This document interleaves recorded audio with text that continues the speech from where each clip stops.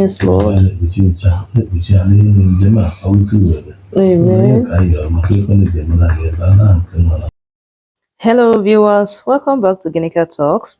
My kids and I took a road trip to Abakaliki in the southeastern part of Nigeria from Ilorin, which is in the north-central zone. My brothers generously drove us to the car park. We arrived at Elado car park in Ilorin at 4:55 a.m. Everywhere was initially deserted, but at 5:30 a.m., passengers began to arrive. I got to know that there were restrictions on the movement of commercial transportation like Okada and Keke in the Ilorin, which prevented travelers from coming early to the park. This was my first road trip in a public vehicle with my kids. Elado car park has Premier model vehicles that accommodates 7 passengers and cost 18,000 naira per seat. They also have Toyota cars with capacity of 4 passengers that cost 20,000 naira per seat.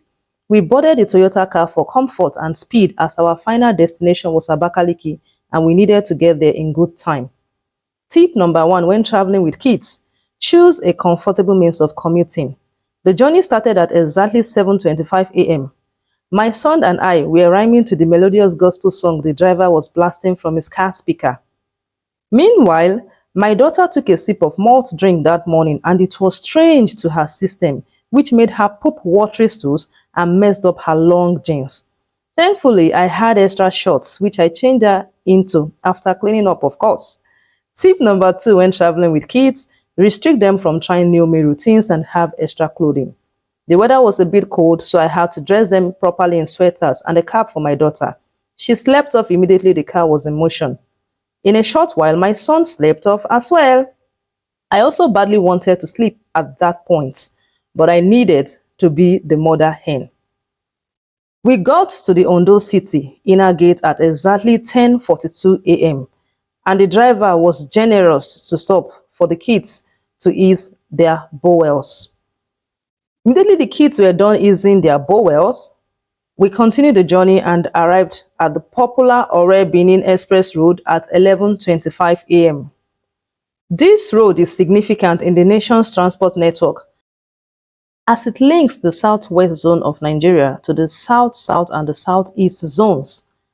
I remember when this road was in a very bad shape, often causing serious traffic.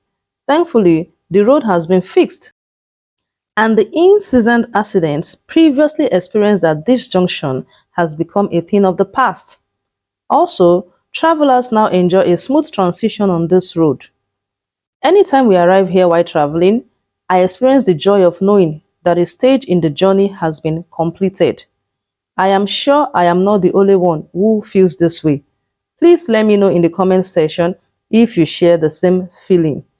Spot those beautiful roundabouts that came to life when this road was rebuilt. This constructed flyover has no doubt improved the look of the ancient Ondo town. Ondo State, being an oil-producing state, deserves more infrastructural facilities. Notwithstanding, it is notable for a lot of places of interest for tourists, such as Idonre Hill, Ebomi Lake, Araromi Beach, etc.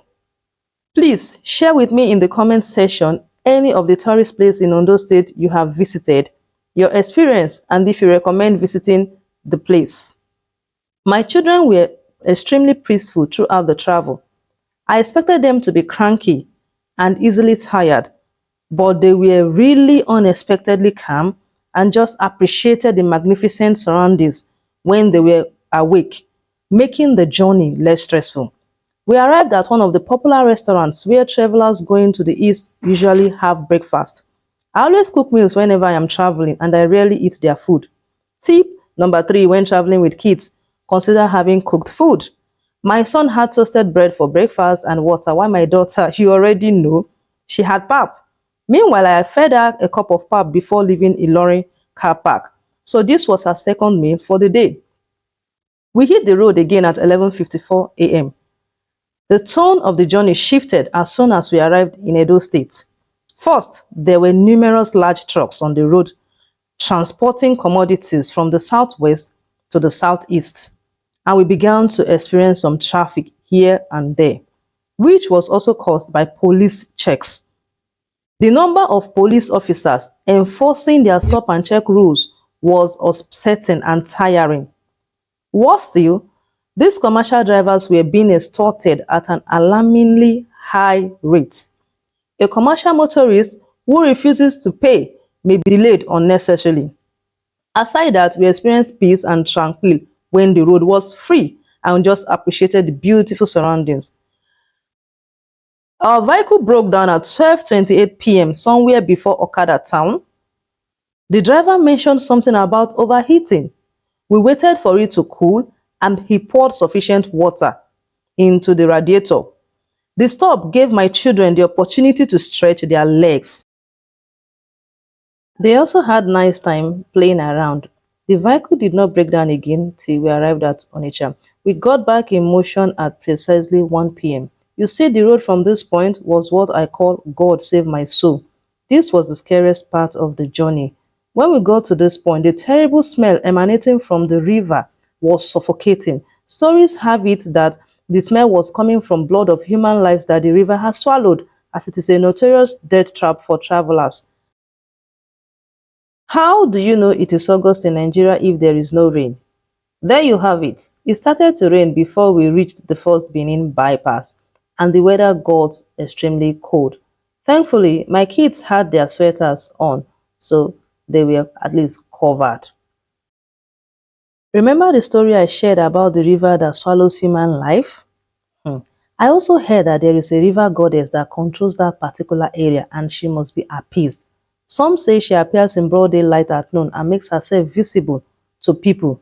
At that point, I was honestly scared and was just pleading the blood of Jesus. Have you heard that story before? Can you relate with it? At this point, we were heading to the first Benin bypass, and my son asked me to buy him a dump truck. What exactly is a dump truck and what is it even used for? I don't know how these kids will just sit down and cook up something out of their wide imagination. One of the significant highlights of road trips in Nigeria, especially to the east, is the opportunity to buy lots of roadside snacks, such as peppered snails you see, cashew nuts, roasted breadfruits, chin chin, soft drinks, and more. Please allow me commend the driver of this vehicle we boarded for his skillful driving, balancing speed with carefulness. Despite all the road hassles, we were not falling behind our proposed arrival times at key landmarks in the journey. But as we approached the second bypass, we encountered heavy traffic. Our resourceful driver skillfully navigated his way out of the traffic by reversing and taking an untarred road that was almost in front of residential houses. Benin residents had placed obstacles on the road at several points and were collecting money from drivers that were using the road. We rather chose to pay 100 naira at each of their stop to ensure we didn't get stuck in that traffic you saw. I learned that the previous day, people had spent up to 4 hours in that same traffic. What was the cause of the traffic? Bad roads, coupled with falling trailers. Nothing serious aside those two causes. We also spotted little children who also had their own mounts of stops and were also collecting 100 naira. My children were sleeping, my daughter especially, while my son was just goofing around here. I was shocked at those little children that we saw collecting money. Thankfully, we rejoined the major road in a short time. We didn't spend a long time on that untarred road, which was better than being stuck in traffic. Another tip when traveling by road in Nigeria is to be prepared for unexpected turns, as things may not always go as you plan. Allow room for flexibility. The road was clear from here and we arrived in Delta State. My daughter was awake at this point and was just calmly playing with the car seats. How do you recognize when you are at Delta State, maybe Asaba? Can you spot the blue and white caps already? You already know where we are. So basically, during our journey from Ilorin to Onitsha, we passed through four states: Osun, Ondo, Edo, and Delta. The bulk of the traffic we encountered on the road that day was caused by the fail of trucks, which made drivers to use alternate routes. I honestly wish there are separate lanes for these big trucks. Aside from the little delay, the road generally emitted a sense of serenity, tranquility, and fresh air from the surrounding lovely trees. Traveling by road is actually therapeutic for me and I enjoy doing that a lot. Do you also enjoy traveling by road? Please share with me in the comments section. We didn't encounter any major traffic in Nasaba. My husband had been waiting for us at the Elado car park in Onitsha since 3:30 p.m. Another tip when traveling with kids is to have snacks and maybe their favorite toys or even their tablet and a book to read if they are of reading age. The recently built second Niger Bridge, which is 1.6 meters long by the way, is just by the right. It is no news in Nigeria that it is now in use. We had recently traveled to our village in Anambra State from Ilorin in June, and we passed the second Niger Bridge for the first time during that trip. However, since we were going to Onitsha, in this trip, the driver made a turn to the left instead of that right you saw initially and headed to the first Niger Bridge, which is the third major bridge in Nigeria and about 183 meters long. It is notable as the link between the southeastern and western Nigeria. You can spot the second Niger Bridge over there on the right. Traffic on the first Niger Bridge has significantly decreased since the opening of the second Niger Bridge.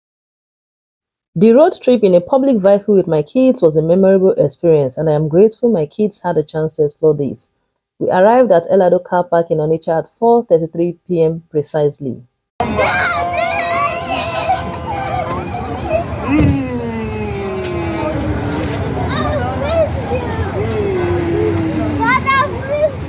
How are you?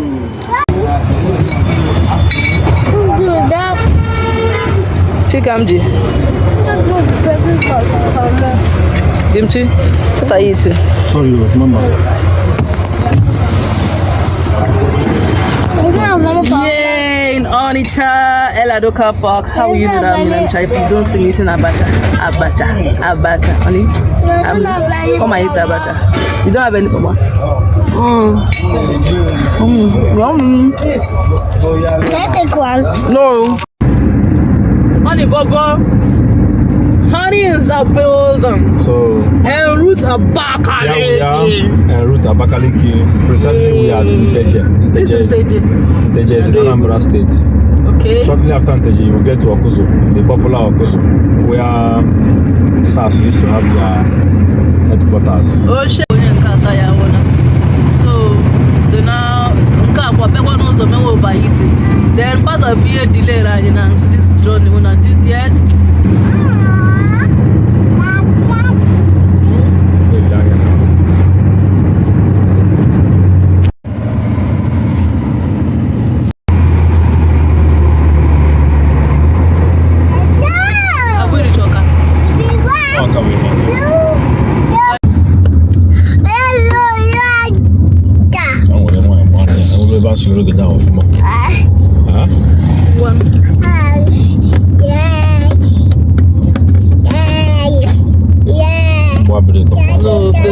I don't video.